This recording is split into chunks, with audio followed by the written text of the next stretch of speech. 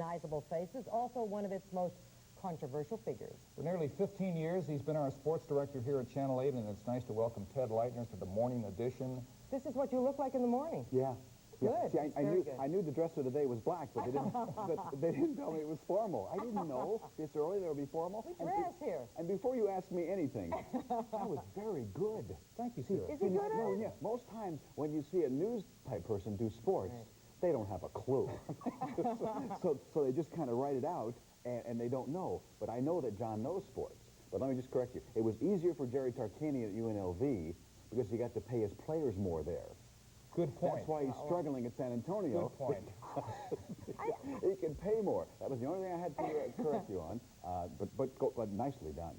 1977, I think back to the famous pie throwing incident. A lot has happened since that halftime at the Clippers game with you as a sportscaster here in San Diego. What happened? I don't know about that. Well, see, what we had a basketball team here, Lorraine. It was an NBA club, and then it went away, and it will never come back again. And what had happened was, I was in my first year, and the then general manager of the station had said, you know, this isn't going to work out.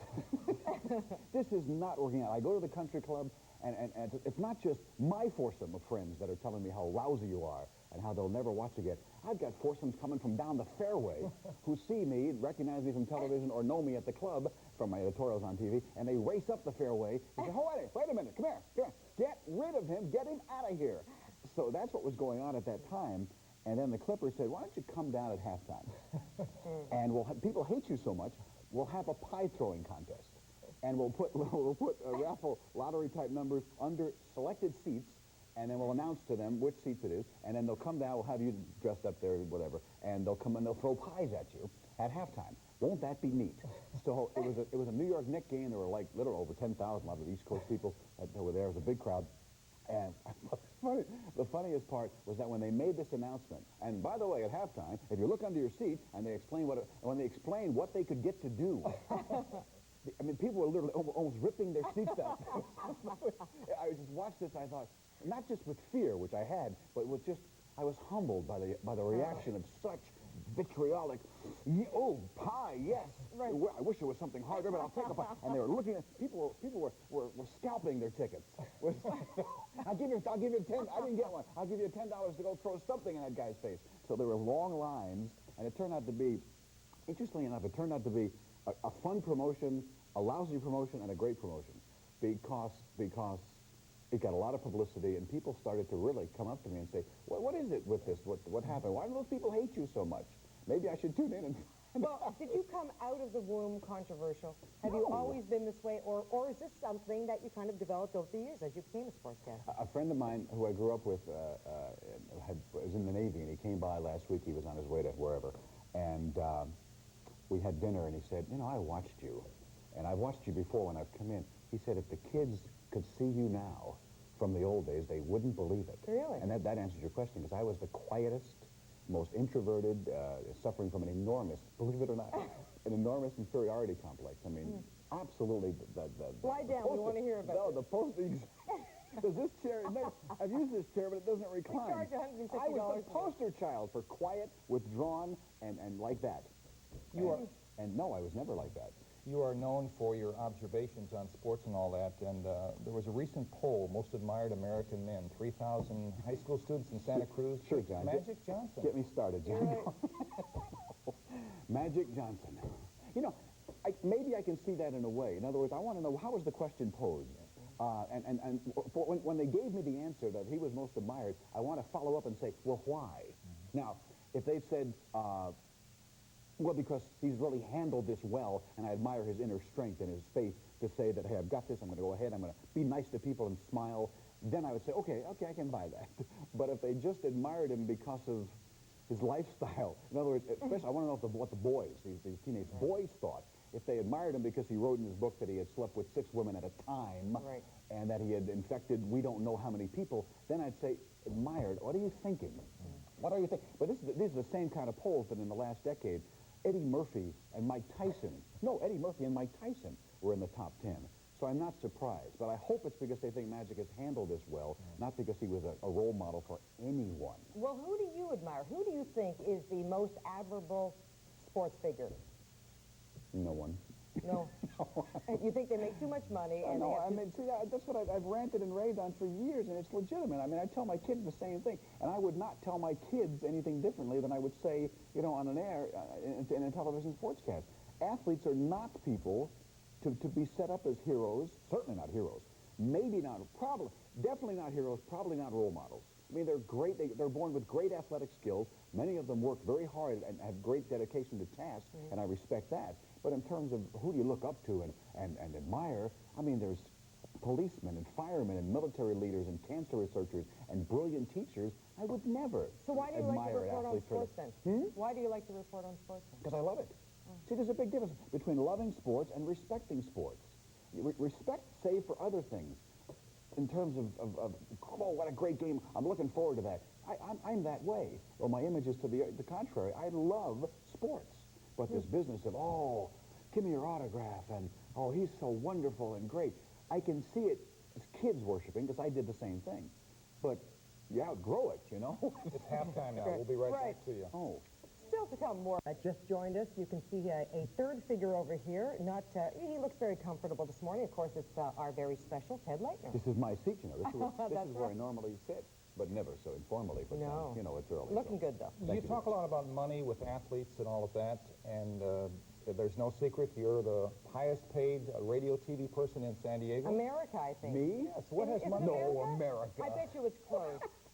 You're way up there. There's an anchor. There's a sports anchor who was in New York, who's now in Washington D.C., who made $1 million a year to do the 6 o'clock and 11 o'clock news. No play-by-play, no radio, no talk shows, no nothing. He was making $1 million. There's a guy in L.A. you know, who just got a 4-year contract for $6 million. I'm not even close. You Not work even, hard. I'm not You even, do work hard. Yes, I do a lot of different stuff, and I do very well, thank God. From combining all these things, play-by-play talk shows, morning sports on radio, afternoons, but I'm not the highest paid in the country by any stretch of the imagination. What has money done for you? You talk about what it does for athletes. What has it done for you? It's enabled me to make several women very, very happy. Are you still looking for candidates? And very, I have done as much as I can for this economy by giving several women, nice. several women who, no offense, I don't care that much about anymore, some really handsome dollars to take care of themselves the rest of their lives. That's as much as money has done for me, John, because I don't have it anymore. I gave it away. Speaking of marriage, let me ask you, and this is a serious question. Don't ask. No, I know. I want to know, what do you see as the pros and the cons of marriage? What are the good things and what are the bad things about marriage? And you asked me this because of my history. See, I brought this on You're a myself. bright man, I I not only brought this on myself by making some mistakes in my marital life, but I've made a mistake and brought this on myself by living my life as an open, you could say, book. It's been called Wound, by Open Wound. I've done that. I really have. I've tried to. I just don't think you can show up in people's living rooms over a long period of time in the same community and just, you know, read to them and be formal and keep everything to yourself. So I've lived the entire thing. My kids have been born. They've been on television. I've talked about my divorces, my marriages, my mistakes. Tried to, you know, put tongue in cheek and not make it serious stuff. Right. But I've done that all the time. But what do you to like answer your about question, I have gotten married because I like it. I mean, I really always have preferred that lifestyle over, you know, Mr. Bachelor and let's go out with. I did that. I'm going to do a Magic Johnson. Uh-oh. I did before. Oh, I couldn't shut it up before. The first year I was here in San Diego, I went out with 5 different women in 1 week. So listen, magic. Right. Different nights or all the same night? No, different nights. Oh. 5 different women in 1 week. And I honestly thought to myself, this was the 70s, you know, the sexual revolution and the promiscuousness and all the nuts. And I thought, this is really stupid. I don't even care about this. I love kids, and I do like the institution, pardon the expression, of marriage. So I've gone and made the mistake, and it turned out to be a mistake a couple of previous times, because I happen to believe in it. So, I mean, like a lot of others, I'm not perfect, and I've made mistakes, and I've lived it publicly in San Diego. Let me get a few word descriptions of some people that I'll toss out. Oops. Joan Kroc.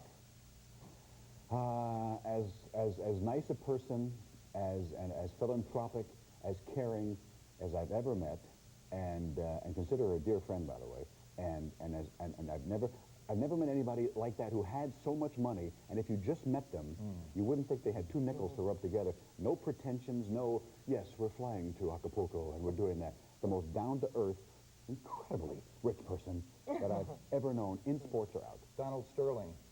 Did more to damage this city in a sports franchise situation in a short period of time than perhaps anyone in the history of the city. Let me ask you about the future of San Diego. You've been here, I guess, 15 years, right? 15 years, the end of January. Are you hopeful? Are you heartened when you look at the new mayor and the future for San Diego? I don't know. I really don't know, because I'm of the opinion that I don't know why these people run for office. I mean, thank goodness they do, because if they didn't, maybe one of us would have to. Because it doesn't pay any money. They can go be a CEO at a major corporation here or elsewhere and make 14 times the money.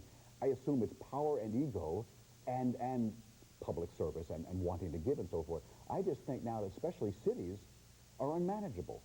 I mean, with the problems that, maybe it's like the country too, unfortunately, it's so unmanageable, the problems are so incredible, maybe insurmountable, that I don't know if anyone can do an effective job or get an effective rating. I mean, Maureen Connor gets a less than 50% approval rating, and I think has done an excellent, excellent job, but you can't satisfy enough people to win polls anymore. We look forward to another 15 years with you. So you're not going away. Close the clock. Steve, maybe they'll give you more time. What about an epitaph you'd like to be remembered? Oh, wow. I don't know. I could use one of those on my tombstone. I told you I was sick, because they say I complain too much. So, see, I told you I was. I don't know. Just probably this time as a good husband, and maybe all the time as a good father. The sports thing, the TV thing means nothing. Thank you, Thanks for being with us. Thanks, guys. Good to see you. Great. Anyway, he's also studying the tribe that eats the spider by roasting